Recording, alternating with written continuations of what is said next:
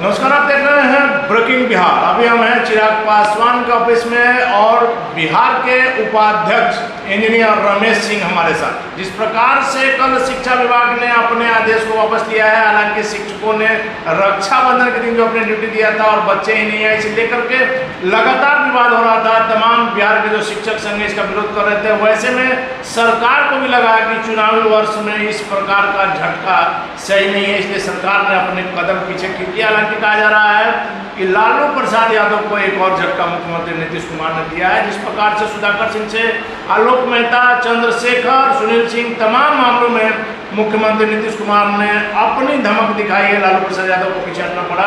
इसी विषय पर क्या कुछ कहते हैं इंजीनियर रमेश सिंह। जहाँ तक छुट्टियों को वापस लेने की बात है, इन लोगों ने तो अपना काम किया। सनातन धर्मियों के विरोध में जितना भी हिंदू पर्व था, हिंदू पर्वों में से छुट्टी काटी गई। 23 में से 11 कर दिया। जब इन्होंने देखा कि इसका विरोध पूरे प्रदेश में, मतलब मुखर रूप से महिलाएं आगे आकर के विरोध करना शुरू किए। चूँकि नियरेस्ट रक्षाबंधन का पर्व था, रक्षाबंधन महिलाओं के लिए एक मुख्य पर्व होता है। महिलाओं ने जिस तरह से विरोध प्रदर्शन शुरू किया, और उस दिन सब बच्चों की उपस्थिति, और बच्चे किसी क्लास में 2, किसी में 4, तो न बच्चे की उपस्थिति रही और न शिक्षकों की उपस्थिति। मजबूरन ये बिहार के विरोध के कारण इन्होंने वापस लिया। वापस लेना इनकी मजबूरी थी, कोई नीतिगत तरीके से इन्होंने वापस नहीं लिया। ऐसा नहीं था क्या कि इस प्रकार का विरोध होगा? इनको लग रहा था कि हमने जो तुगलकी फरमान जारी कर दिया, इसको सब लोग चुपचाप एक्सेप्ट कर लेंगे। तो इसको एक तरह से भैया, बिहार की जनता आपके किसी भी फरमान को आज की तारीख में चुपचाप स्वीकार करने के लिए तैयार नहीं है। लेकिन इंजीनियर साहब, यह भी कहा जा रहा है कि आपने देखा होगा पिछले दिनों आरजेडी के मंत्री, लगातार कानून मंत्री से लेकर के जो अभी तक बात सामने आई है, हर बार लालू प्रसाद यादव को पीछे हटना पड़ा। मुख्यमंत्री नीतीश कुमार ने दिखाई कि हम जो चाहेंगे वही होगा। भैया, ये शुरू से नीतीश जी दबदबे की राजनीति करते हैं। जो भी उनके गठबंधन में रहता है उसको दबाने का काम करते हैं, उसको दबा करके राजनीति करने का काबिलियत है सर कि सबसे कम विधायक रहने के बावजूद गठबंधन में बड़े भाई की भूमिका में। ये काबिलियत नहीं है, ये कहीं ना कहीं राष्ट्रीय जनता दल की भी मजबूरी है। करे तो क्या करे, लोभ में फंसा हुआ है। नीतीश जी झांसा दे करके उनसे गठबंधन कर लिए, भैया हम तो 2-3 महीने के बाद मुख्यमंत्री तेजस्वी जी को बना देंगे। देखते ना, बोलते हैं अब क्या करना है, जब तो तेजस्वी जी को ही ना आगे बढ़ाना है। लेकिन कल सम्राट चौधरी ने तो सीधा आरोप लगा दिया कि दोनों के बीच जो डील हुआ है कि हम केस वापस ले लेंगे पशुपालन वाला। कोई डील वील नहीं हुआ है, सब इनका मजबूरी का गठबंधन है। जब तक मजबूरी में रहेंगे दोनों लोग, इस तरह से गठबंधन इनका चलेगा। लेकिन रमेश जी, लगातार आप लोग जो बिहार में घूमते हैं, आधा से ज़्यादा महीना में तो समय आप लोगों को सांत्वना देने जाते हैं। परसों में जिस प्रकार से आरसीपी सिंह, पूर्व केंद्रीय मंत्री, जदयू के राष्ट्रीय अध्यक्ष रहे आरसीपी सिंह के रिश्तेदार को गोली मारी गई। आरसीपी सिंह ने साफ तौर पर कहा कि मेरे परिवार को, मेरे जान पहचान वालों को चुन चुन करके प्रताड़ित किया जाए। नहीं, देखिए, हमारे राष्ट्रीय अध्यक्ष आदरणीय चिराग पासवान जी बार बार इन चीज़ों को उठाते हैं। प्रदेश में लॉ एंड ऑर्डर नाम की कोई चीज़ रही नहीं है। दिन दहाड़े, अभी आपने कहा पूर्व केंद्रीय मंत्री के रिश्तेदार गोली मार दी गई, अभी वो घायल हैं और अस्पताल में अपने जीवन के लिए जूझ रहे हैं। अभी कुछ ही दिन पहले पटना में नीलेश मुखिया की हत्या हो गई थी, अभी बेगूसराय में हत्या हुई, रोज़ मुजफ्फरपुर में हत्या, और कोई ऐसा जगह बताइए जहाँ की हत्या का सिलसिला नहीं चल रहा हो। ये मुख्यमंत्री से लॉ एंड ऑर्डर संभल नहीं रहा है। दुर्भाग्य से, लेकिन महागठबंधन तो दुर्भाग्य से लॉ एंड ऑर्डर की जिम्मेवारी भी उन्हीं की है, चूँकि गृह मंत्री भी हमारे प्रदेश के वही हैं। आप दिल्ली में भी रहते हैं, दिल्ली में बिहार से ज़्यादा क्राइम?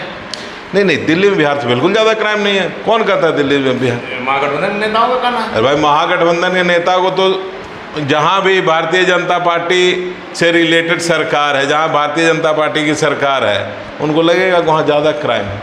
बिहार क्राइम में सबसे ऊपरी पादान पे। मुख्यमंत्री जी का आपको वक्तव्य याद नहीं है कि कहाँ है बिहार में क्राइम? मुख्यमंत्री जी ने कहा, दूसरे भैया, मुख्यमंत्री जी अपने हवेली से निकल करके बाहर जा कर के देखने का प्रयास करेंगे क्राइम तब तो दिखेगा, तो चश्मा पहन लिए हैं, उससे क्राइम दिखता ही नहीं है। तो इसी से परसों आप लोग मुख्यमंत्री के क्षेत्र में घुस गए। नहीं, यदि उनको क्राइम नहीं दिखता तो हमारे आदरणीय राष्ट्रीय अध्यक्ष जी जहाँ जहाँ हत्याएं हो रही वहाँ जा रहे हैं। एक भी जगह बताइए जहाँ मुख्यमंत्री जी ने जाने का काम किया हो। चिराग पासवान गए हैं, इसमें कहीं कोई शक नहीं है। परसों नालंदा में जिस प्रकार से मुख्यमंत्री के गृह क्षेत्र में आप लोग की दहाड़ जो नजर आई, जो भीड़ नजर आया, परसों ही नहीं, लगातार हम लोग नालंदा में कार्यक्रम आदरणीय राष्ट्रीय अध्यक्ष जी का कर रहे हैं और हर कार्यक्रम में पिछले कार्यक्रम की भीड़ से दुगना तीन गुना भीड़ आने का काम कर रहे हैं। नालंदा जिले में मुख्यमंत्री के खुद के गृह जिले में मुख्यमंत्री का जनाधार बहुत दिन प्रतिदिन घटता जा रहा है, लगभग खत्म सा होता जा रहा है। रमेश जी, चिराग पासवान का अगर आप ही लोग की बात मान लिया जाए तो 6 सीटें मिल रही है लोकसभा की। हालांकि हमारा कहना है कि 3 से लेकर 4 चचा को भी मिलेगा, ये तो बात की बात। लेकिन सीधे मुद्दे पर आते हैं कि 6 सीट 60 कैंडिडेट मेरे सामने नजर आ रहे हैं। आप नवादा की ही बात कर लीजिए, इंजीनियर रमेश कुमार वहाँ से है, राष्ट्रीय प्रवक्ता धीरेन्द्र मुन्ना है, कल हमारी बात हो रही थी डॉक्टर सहजानंद से, और भी कई नाम हैं। वैसे में कौन नवादा का सीट जीतना तो बात की चीज़ है, बात की बात है, पहले किसको सिंबल मिलेगा ये बड़ी बात है।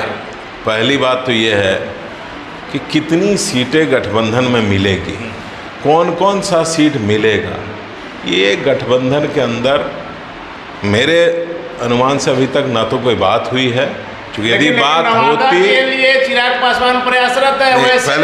वैसे में इंजीनियर रमेश सिंह अगला वहाँ का दावेदार होंगे। नहीं, इंजीनियर रमेश सिंह की बात नहीं, पहले मेरी बात को सुन लीजिए। यदि गठबंधन के अंदर कोई भी इस तरह की बात हुई है तो इसकी जानकारी आदरणीय राष्ट्रीय अध्यक्ष जी देते, लेकिन अभी तक उन्होंने कोई जानकारी न तो मीडिया को दिया और न ही प्रदेश के नेताओं को दिया, न ही कार्यकर्ताओं को दिया। कितनी सीट मिलेगी, कौन कौन सी सीट मिलेगी, ये समय आएगा तो पता चलेगा। मौसम वैज्ञानिक के बेटे हैं, जब भी हमारी बात हुई है उन्होंने इनकार भी नहीं किया है। अगर स्वीकार नहीं किया है तो नवादा के लिए लगातार चिराग पासवान प्रयत्नशील है। निश्चित रूप से हमारा जो सीटिंग सीट है, वो चाहे नवादा हो, चाहे हमारा हाजीपुर हो, चाहे जमुई हो, समस्तीपुर हो, खगड़िया हो, जो भी सीटिंग सीट हमारी 6 वो है, 6 सीट के लिए हमारे राष्ट्रीय अध्यक्ष जी प्रयास कर रहे हैं। हमारा सीधा कहना है कि जिस प्रकार से जन संवाद आपने किया था नवादा में, हम वहीं थे, हमने देखा था जिस प्रकार से भीड़ उमड़ पड़ी थी। हालांकि आप कहेंगे कि पार्टी की भीड़ थी, बिल्कुल। मैंने पहले भी आपको बताया था कि चिराग पासवान जी को सुनने के लिए स्वतः अपनी इच्छा से, अपने साधन से, अपने संसाधन से लोग चल करके आए थे। ये माननीय चिराग पासवान जी के विचारों को समझने वाले, जानने वाले लोग थे। चलिए, वो लोग थे, मान लिया। और लोक जनशक्ति पार्टी रामविलास की जिला इकाई, सभी प्रकोष्ठ के लोगों ने ये संदेश सिर्फ देने का काम किया था जिला में कि हमारे राष्ट्रीय अध्यक्ष आदरणीय चिराग पासवान जी आ रहे हैं नवादा। आप नहीं लीजिए श्रेय, आपने जो जनसंवाद किया था, हम अपने स्तर पर गए थे, अपने चैनल के मार्फत हमने वारसलीगंज में जो सर्वे किया था, कई गांव में हम गए थे, किसी का बैनर तले हम नहीं गए थे, हम गए थे। हमने जो वहाँ देखा कि चिराग पासवान की आंधी चल रही है। वैसे में नवादा सीट अगर आपको मिलता है तो जीत पक्की है। तो फिर मेरा सवाल वही है कि क्या रमेश सिंह वहाँ से दावेदार होंगे, सहजानंद होंगे, धीरेन्द्र मुन्ना होंगे, या कोई और चौथा चेहरा? नवादा सीट से राष्ट्रीय अध्यक्ष जी जिसकी उम्मीदवारी तय करेंगे उसकी जीत सुनिश्चित है। हमारा संगठन नवादा में इतना मजबूत है कि जिसकी भी उम्मीदवारी होगी उसका जीत सुनिश्चित, इसमें कतई कोई दो राय नहीं है। जिसकी भी उम्मीदवारी राष्ट्रीय अध्यक्ष जी तय करके देंगे उसकी जीत सुनिश्चित। चेहरा चिराग पासवान और मोदी रहेंगे निश्चित रूप से, चेहरा चिराग पासवान जी और आदरणीय नरेंद्र मोदी। चलिए, नवादा से फिर हम आ जाते हैं। द्रमुक नेता उदयगिरी स्टालिन ने सनातन धर्म को लेकर के जो बयान दिया है, रमेश जी, तीसरा दिन होने जा रहा है, किसी पार्टी ने इस पर, किसी पार्टी इन द सेंस की लालू, नीतीश, कांग्रेस, किसी ने इसका कोई खंडन नहीं किया। क्या इसके समर्थन में? देखिए, INDIA गठबंधन का उद्देश्य ही यही है, सनातन धर्म के विरोध में जितना क्रियाकलाप वो कर सकते हैं वो कर रहे हैं। स्टालिन का ये जो स्टेटमेंट है उसी का एक उदाहरण है। स्टालिन समझते हैं कि भाई सनातनियों का यहाँ कोई ज़रूरत ही नहीं है क्या कहते हैं कि डेंगू के मच्छर की उनके तरह। बयान से तो इंजीनियर बताइए। बीजेपी को ही फायदा हो रहा है। नहीं, फायदा आम जनमानस को होगा, आम सनातनी को यह समझना होगा कि सनातन धर्म का विरोध करके देश में रहने का अधिकार किसी को नहीं है। चलिए, बहुसंख्यक में है सनातन, वन बहुसंख्यक। Nation one election, Chirag Paswan ने पहले ही दिन इसका समर्थन कर दिया। हालांकि लगातार हम कहते आए हैं मोदी के हनुमान चिराग पासवान हर बात में समर्थन करते हैं, इसमें भी किया है। देखिए, आदरणीय चिराग पासवान जी ने समर्थन किया ही। मेरी भी व्यक्तिगत राय है, वन नेशन वन इलेक्शन ही होना चाहिए। आप बताइए, पूरे 5 साल विभिन्न प्रदेशों में इलेक्शन होता रहता है, कभी आज हुआ, कहीं अगले साल हुआ, कहीं दिसंबर में, कहीं जनवरी में। सबसे ज्यादा जनता पूरा देश और देश का पैसा पूरा देश या पूरे देश के राष्ट्रीय नेता 5 साल कहीं ना कहीं चुनाव में व्यस्त रहते हैं। निश्चित रूप से चुनाव में व्यस्त रहने के कारण विकास की ओर उनका ध्यान नहीं जाता और विकास बाधित होता है, नंबर 1। नंबर 2, देश का पैसा बेफजूल में खर्चा होता है।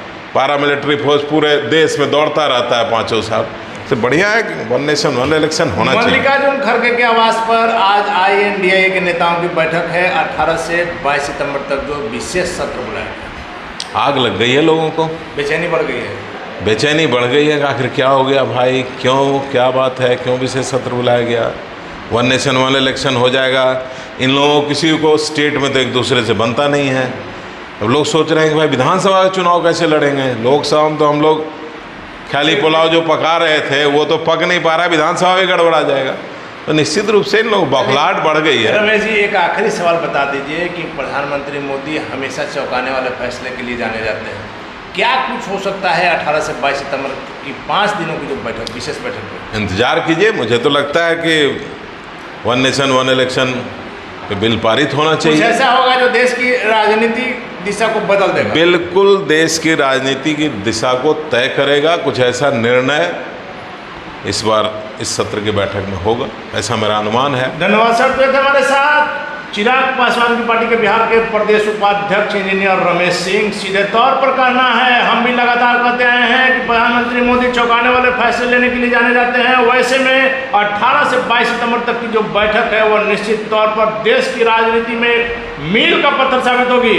और नवादा सीट को लेकर के सीधे तौर पर इंजीनियर रमेश सिंह का कहना है कि चिराग पासवान प्रधानमंत्री मोदी के चेहरे पर चुनाव होगा, वहाँ कैंडिडेट मायने नहीं रखता है।